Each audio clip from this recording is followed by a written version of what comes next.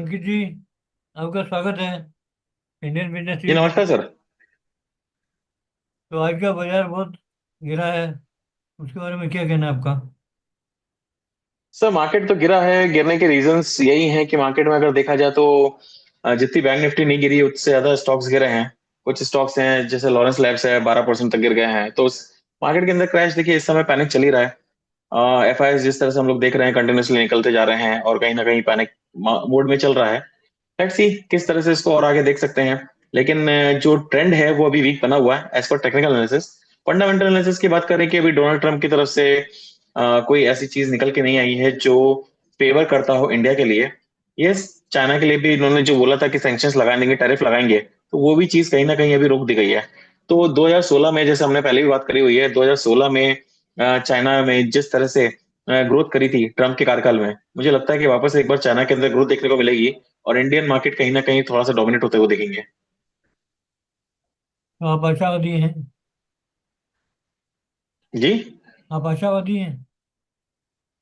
देखिए आशावादी तो हैं, लेकिन जिस तरह से अभी इस मार्केट में चल रहा है सिनेरियो, मुझे नहीं लगता कि अभी कोई बहुत बड़ी आशा रखनी चाहिए। आशा देखिए, आशा तो हमेशा रख सकते हैं, गवर्नमेंट से भी रखना चाहिए, सबसे रखना चाहिए, लेकिन जिस तरह से अभी बजट आने वाला है तो बजट के ऊपर पूरा फोकस है। तो मुझे लगता है कि मार्केट के अंदर वॉलिटिलिटी रहेगी और दोनों तरफ के मूवमेंट देखने को मिलेंगे, लेकिन बजट सेशन अभी बाकी है तो थोड़ा सा बजट को और थोड़ा सा फोकस करना रहेगा। तो अभी थोड़ा हम न्यूज़ चला लेते हैं, न्यूज़ सुनते हैं, उसके बाद में फिर आपसे बातचीत करेंगे डिटेल में। जी बिल्कुल। व्यापार और अर्थव्यवस्था। चीन की फैक्ट्रियां धीमी हुई। चीन में सामान बनाने वाली फैक्ट्रियां कम काम कर रही हैं, जिससे वहां की अर्थव्यवस्था धीमी हुई है। अमेरिका ने चीन पर टैक्स कम किए। अमेरिका ने चीन से आने वाले सामान पर लगने वाले टैक्स कम कर दिए हैं, जिससे डॉलर का मूल्य कम हुआ है। भारतीय कंपनियों का अच्छा प्रदर्शन। कई भारतीय कंपनियों जैसे कि मैक्रोटेक, जुबिलेंट इंग्रेविया, शक्ति पंप्स, टीएनएफएसी इंडस्ट्रीज ने पिछले साल की तुलना में अच्छा मुनाफा कमाया है। ऊर्जा क्षेत्र में निवेश। एनटीपीसी ने बिजली उत्पादन बढ़ाया है और एलएनटी को सौर ऊर्जा परियोजना मिली है। यात्रा और पर्यटन। ईस्ट माई ट्रिप ने युद्ध के इलाकों में पर्यटन शुरू करने की योजना बनाई है। प्रौद्योगिकी। चीन की एआई महत्वाकांक्षाएं। चीन एआई तकनीक में बहुत पैसा लगा रहा है और चैटबॉट से आगे बढ़कर और भी बड़ी चीजें बनाने की कोशिश कर रहा है। मेटा का बड़ा निवेश। फेसबुक की कंपनी मेटा एआई पर बहुत पैसा खर्च कर रही है। जापान की चिंताएं। जापान की चिप बनाने वाली कंपनियां अमेरिका की एआई कंपनियों से चिंतित है। Social media. मेटा ने थ्रेड्स पर विज्ञापन दिखाना शुरू कर दिया है। अन्य तारांकन। स्टारबक्स सीईओ की कमाई। स्टारबक्स के सीईओ ने बहुत पैसा कमाया। तारांकन। भारत में ओला और उबर। ओला और उबर ने भारत में एप्पल फोन के यूजर से ज्यादा पैसे लेने से इनकार कर दिया है। व्यापार और अर्थव्यवस्था। चीन की फैक्ट्रियां धीमी। तो ये हमने देखी सर, जो खबरें हैं हम्म। उसमें सारा चीन, जापान और अमेरिका सब फोकस में है। पूरा विश्व फोकस में जी है। जी बिल्कुल। हम्म। और अभी आपको क्या लगता है, ट्रम्प साहब के सामने क्या मुख्य एजेंडा है? देखिए ट्रम्प साहब का जो एजेंडा है अभी वो अमेरिका फर्स्ट को लेके बैठे हुए हैं। और जिस तरह से वो बोल रहे हैं कि मैन्युफैक्चरिंग इंडस्ट्रीज वो ग्रोथ देना चाहते हैं अमेरिका के अंदर, तो कहीं का ना कहीं उनको अपोज भी हो रहा है। अपोज होने का रीजन यही है कि सबसे बड़ा कि पॉल्यूशन इससे बढ़ेगा। जैसे हमने बीजिंग के अंदर देखा था, चाइना के अंदर बहुत ज्यादा पॉल्यूशन हमको देखने को मिला है। इंडिया में भी देखा जाए तो इंडस्ट्रीज को लेके कहीं ना कहीं वो रहती है, फोकस रहता है कि कहीं ना कहीं पॉल्यूशन बढ़ जाएगा। तो चाइना में जिस तरह से वापस से बढ़ा था पॉल्यूशन, वही अमेरिका में भी डर लग रहा है कि जो क्वालिटी इंडेक्स में है, एयर क्वालिटी इंडेक्स वहां पे जाएगा। रॉयल्टी पे बहुत चलते हैं अमेरिकन जो होते हैं, वो रॉयल्टी बिजनेस में बहुत चलते हैं। जो एप्पल है वो भी चाइना के अंदर बन रहा था। इंडिया में देखा जाए तो सैमसंग बन रहा है, तो जापान की कंपनीज है। तो काफी बेनिफिशियल रहता है। लेकिन अमेरिका फर्स्ट के लेकर जिस तरह से वो बातें कर रहे हैं, तो इससे थोड़ा कहीं ना कहीं इनको परेशानी हो रही है। फर्स्ट अगर सेकंड चीज देखा जाए तो मैन्युफैक्चरिंग इंडस्ट्रीज, मैन्युफैक्चरिंग यूनिट्स के साथ साथ उनका जो फोकस आ रहा है, वो फोकस सबसे ज्यादा जो इम्प्लीमेंट कर रहा है वो इस पे है, क्या नाम है, इंटरस्टेट कम करने पे। अब फेड की मीट है इस वीक के एंड में, इस मतलब बुधवार को ये फेड की मीट है। तो फेड की मीट में किस तरह से निकल के आती हैं चीजें वो देखना जरूरी है, क्योंकि फेड ने बोल चुका है कि हम 2025 में सिर्फ दो रेट कट करेंगे। वहीं अगर ट्रम्प की बात करें तो वो बोल रहे हैं कि हमें एज सुन एज पॉसिबल हमें वापस से इंटरेस्ट रेट को 2% पे लेके आना है। तो कहीं ना कहीं ये टेंशन वाला माहौल चल रहा है। तो मुझे लगता है कि फेड का स्टेटमेंट बहुत ज्यादा इंपॉर्टेंट हो जाएगा। बुधवार की रात को जो आएगा 12:30 बजे के बाद जो प्रेस कॉन्फ्रेंस रहेगी उनकी, वो काफी इंपॉर्टेंट रहेगी। उसको फोकस करना चाहिए। और अगर डोनाल्ड ट्रंप की बात करते हैं तो डोनाल्ड ट्रंप एक और चीज पे, जिस तरह से गल्फ ऑफ अमेरिका उन्होंने नाम चेंज कर दिया मैक्सिको को लेके, तो वो भी कहीं ना कहीं थोड़ा सा एक मैक्सिको जो पड़ोसी देश है, मैक्सिको हो गया, कनाडा हो गया, उनको लेके कहीं ना कहीं प्रेशर या फिर टेंशन क्रिएट कर रहे हैं। तो ग्लोबल मार्केट में इसलिए अनसर्टेनिटी हो रही है। प्रायोरिटी क्या है उनकी, अगर इस बात की बात करें तो उनकी प्रायोरिटी देखिए, अभी अमेरिका फर्स्ट को लेके है। वो बिजनेस मैन है। वो बिजनेस प्रोस्पेक्ट से हर चीज सोच रहे हैं। वो पैसा कमाने और बचाने की सोच रहे हैं। तो अभी फोकस उनका सिर्फ और सिर्फ पैसा बचाना और पैसा कमाना। और इसको लेके इर्द गिर्द अगर देखा जाए तो अमेरिका फर्स्ट की उन्होंने नीति निकाली है। ये लेकिन नीति तो वो काम कर रहे हैं उस पर जो शुरू किया है उन्होंने। ये कुल मिला के उनका फोकस है अर्थव्यवस्था पर, कि अर्थव्यवस्था कैसे सही हो, उनकी अर्थव्यवस्था अगर सही। अर्थव्यवस्था पे देखिए सर, एक्चुअली अर्थव्यवस्था की बात तो करेंगे, लेकिन जो मेजर उनकी बात जो चल रही है वो देखिए कहीं ना कहीं बिजनेस क्लास को फोकस करने की है। क्योंकि उन्होंने क्रिप्टो को बोल दिया है लॉन्च करने के लिए, एआई को वो प्रेफरेंस दे रहे हैं। तो बोलना गलत नहीं होगा कि एलन मस्क ने जो इस तरह से उनको सपोर्ट करा था, तो आने वाले टाइम में हम देखेंगे कि जो डोनाल्ड ट्रंप है वो एलन मस्क को ज्यादा सपोर्ट करते हुए दिखेंगे। तो वो सही है, लेकिन मुख्य मुद्दों मुद्दों पर आए, इन्फ्लेशन का मुद्दा मुख्य है, बजट डेफिसिट का मुद्दा मुख्य है, ट्रेड की जो टेंशन हैं उसके मुख्य मुद्दे हैं। तो उन पे उनको कितनी सफलता मिलती है और कैसे उसको डील करेंगे, क्योंकि उन्होंने कई कई फ्रंट पे लोगों से झगड़े भी मोल लिए हैं, ऐसा लग रहा है। बिल्कुल।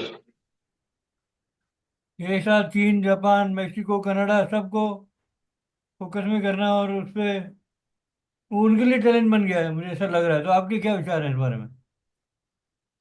देखिए, जो चैलेंज बना हुआ है वो तो डेफिनेटली बना हुआ है। मैक्सिको कनाडा से कहीं ना कहीं उन्होंने टेंशन से क्रिएट लिए हैं। लेकिन कहीं ना कहीं अगर देखा जाए तो रूस के लिए, रशिया के लिए उनका एक सॉफ्ट कॉर्नर दिखा है हमको। और चाइना के लिए भी कहीं ना कहीं सॉफ्ट कॉर्नर हमको देखने को मिल रहा है। अभी बीच में न्यूज भी आ रही है कि जो डोनाल्ड ट्रंप है वो चाइना का विजिट कर सकते हैं। अगर वो चाइना विजिट करते हैं तो फिर वापस से एक सपोर्टिव रहेगा। मुझे लगता है कि कहीं ना कहीं जो पहले न्यूज आती थी कि डोनाल्ड ट्रंप जो है वो चाइनीज सपोर्टर हैं और रशिया सपोर्टर हैं, वही कहीं ना कहीं वही चीजें निकलते हुए दिख रही हैं। और बात रही, तो इस समय देखिए वो बिजनेस प्रो मैन है।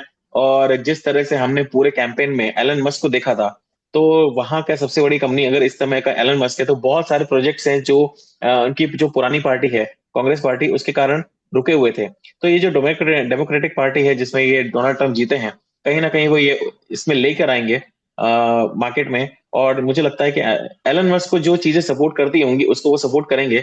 इकोनॉमी को लेके उनकी क्या चीजें हैं ये तो समय बताएगा, क्योंकि इकोनॉमी अभी बहुत बड़ा चैप्टर है।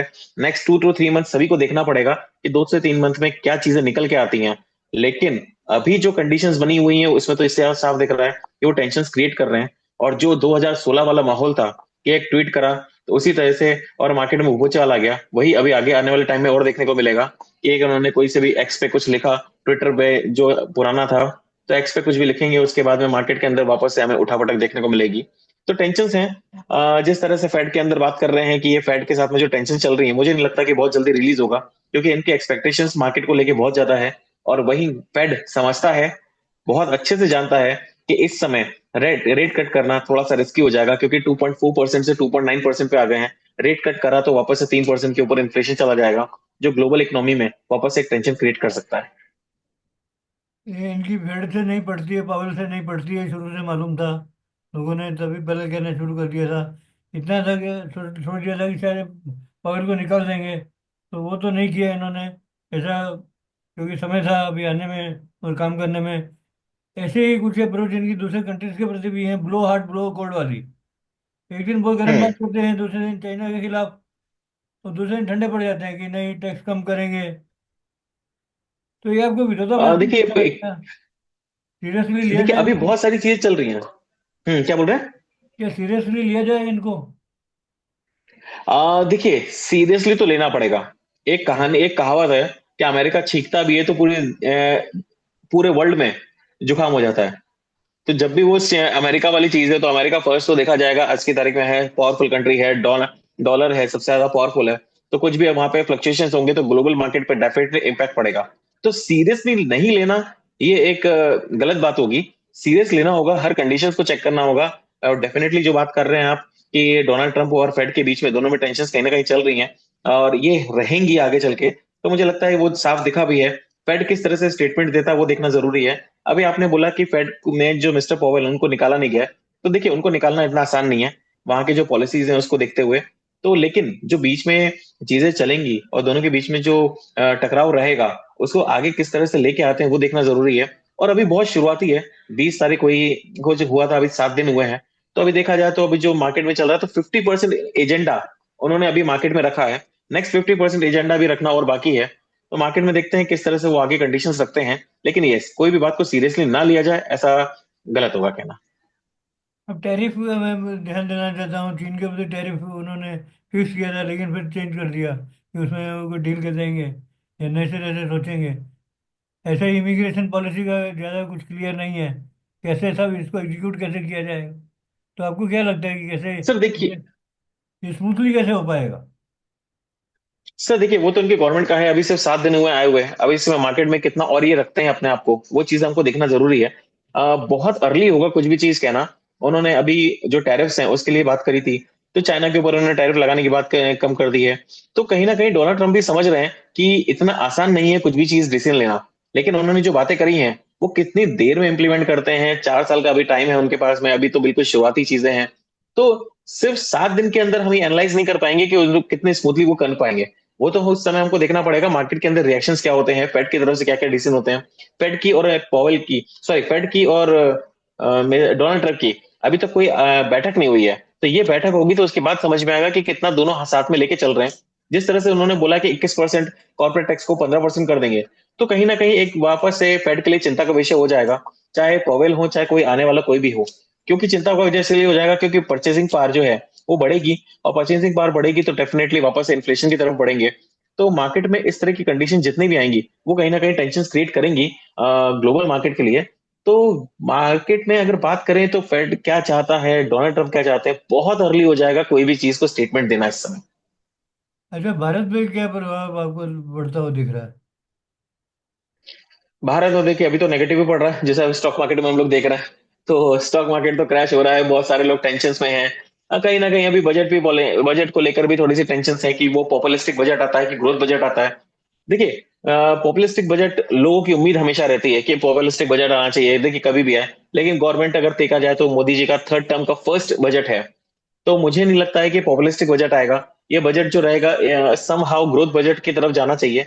ग्रोथ बजट की तरफ जाना तो चाहिए, लेकिन अ, जो एफडीआईज हैं, जो एफआईआईज हैं, वो इसको किस तरह से लेते हैं वो देखना बहुत जरूरी है। क्योंकि हमने देखा है पिछले 4 साल में 7 लाख करोड़ से ज्यादा की सेलिंग हो चुकी है। और अब जो न्यूज आ रही है मार्केट के अंदर की जो एफआई की होल्डिंग है वो लेस देन 16% बची है। तो 16% बची है, आने वाले टाइम में फेड कितना और एग्जिट करती है। एसआईपीज भी थोड़ी सी अभी निकलना चालू हुई है, जैसे आज मेरी बात चल रही थी मार्केट के अंदर, तो उसके अंदर एसआईपीज निकलना चालू हो गई हैं। 45 लाख की आसपास एसआईपीज विड्रॉ हुई हैं। नई एसआईपीज भी आ रही हैं, मना नहीं कर रहे, लेकिन डीआईएस कब तक उसको होल्ड करेंगे वो भी देखना मार्केट को बहुत जरूरी होगा। लेट्स सी कि कितना इसके अंदर सिचुएशंस चेंज होती हैं। लेकिन अब as of now Donald Trump का अभी कोई इम्पैक्ट नहीं पड़ रहा है, लेकिन आने वाले समय में जो इंडिया को लेके जो उनकी स्ट्रैटेजी रहेगी उस पर डेफिनेटली इम्पैक्ट पड़ेगा। तो इन्वेस्टरों को आप क्या संक्षेप में गाइडलाइन देना चाहेंगे? सॉरी इन्वेस्टरों को आप क्या मैसेज देना चाहेंगे? सर, इन्वेस्टर का मैसेज मेरे लिए सिंपल यही रहेगा कि अभी थोड़ा सा अगर आपके लॉन्ग टर्म होल्डिंग्स हैं तो उसको डेफिनेटली आप बने रहें, लेकिन फ्रेश कोई भी बाइंग अभी करके ना चलें, थोड़ा सा वेट करें। क्योंकि अभी मार्च फरवरी खत्म से 1 फरवरी को बजट आएगा, उसके बाद में ईयर क्लोजिंग हो जाएगी। और उसके बाद में कहीं ना कहीं वापस से एक बार हमें जो रेनफॉल है उसके आंकड़े दिखेंगे, तो मानसून कैसा रहता है उस पर भी बहुत सारी चीजें डिपेंड करेंगी। तो यस, अभी जिनका इन्वेस्टमेंट है उसको बने रहें, बहुत ज्यादा पैनिक होने की जरूरत नहीं है। तो मैं, और जो एसआईपी चल रही है प्लीज उसको कंटिन्यू करें। अभी उसमें अभी निकलने की जरूरत नहीं, क्योंकि अभी ग्लोबल इकोनॉमी में कोई भी रिसेशन या भी इस टाइप की चीजें निकल के नहीं आई हैं। तो क्वार्टरली रिजल्ट्स भी कर देखा जाए तो थोड़े से बेटर आ रहे हैं। तो ओवरऑल इकोनॉमी में अगर देखा जाए तो इन्वेस्टमेंट प्रोस्पेक्ट से बने रहें। फ्रेश खरीदारी के लिए अभी थोड़ा सा यहाँ पे वेट करना चाहिए। सोने के बारे में कुछ कहना चाहेंगे, गोल्ड के बारे में? हाँ, गोल्ड तो ऑल टाइम हाई के आसपास चल रहा है, वापस 80,000 क्रॉस कर गया है, सुबह थोड़ा सा करेक्शन आया था। तो गोल्ड के अंदर काफी स्ट्रेंथ देखने को मिल रही है एज कम्पेयर टू सिल्वर। तो देखिए गोल्ड एक ऐसी चीज है जब टेंशन ज्यादा रहती है तो उसके अंदर तेजी बनी रहती है। तो बाय ऑन डिप्स की स्ट्रैटेजी रहेगी, वापस से अगर आपको 79,600 500 के आसपास मिलता है तो बाइंग करके चलें। और ओवरऑल ट्रेंड इसका पॉजिटिव रहेगा। सिल्वर थोड़ा सा अभी बैकआउट कर रही है, इतना स्ट्रेंथ नहीं ले पा रही जिस तरह से मैं देख रहा हूँ अभी। तो अभी समवेयर अराउंड 91,000 के आसपास चल रही है, तो ये पॉजिटिव बना हुआ है। 90,000 का सपोर्ट, काफी सपोर्ट है। देखते हैं लॉर्ड सी की ये कहाँ से रिवर्सल लेता है। अगर ये बेटर रिवर्सल ले पाता है तो मुझे लगता है आने वाले टाइम में सिल्वर एक वापस कमोडिटी बनेगी जहां पे हम इन्वेस्टमेंट कर पाएंगे। तो अंकित जी, बहुत बहुत धन्यवाद आपके सहयोग के लिए। आपने सारी जानकारी दी, दर्शकों का उत्साह बढ़ाया और उनको मार्गदर्शन किया, इसके लिए बहुत बहुत धन्यवाद। नमस्कार। Thank you so much sir. नमस्कार सर।